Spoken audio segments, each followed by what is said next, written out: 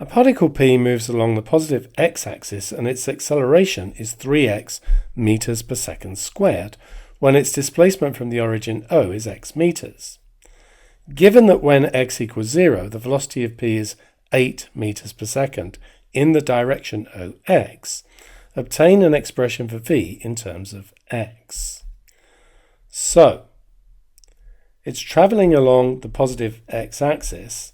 In other words, it's going along in this direction. We can see here when x equals 0, the velocity is 8. So it's 8 meters per second there when it's at this point here. The acceleration is 3x. So when you're over here, x is always positive. The acceleration is positive, so it's in this direction. So basically, the particle is always travelling to the right. Okay, so the acceleration is equal to 3x. We can do this as v dv dx is equal to 3x. Remember, you could also do that as d dx of a half v squared. And you'll see what happens when we do the next step, because what we have is a separable differential equation here. Integral of v dv is equal to the integral of 3x dx, and therefore v squared over 2 is equal to 3x squared over 2 plus a constant.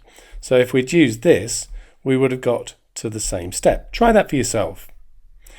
And now multiplying both sides by 2, we get v squared is equal to 3x squared, and I'm just going to call my constant now a.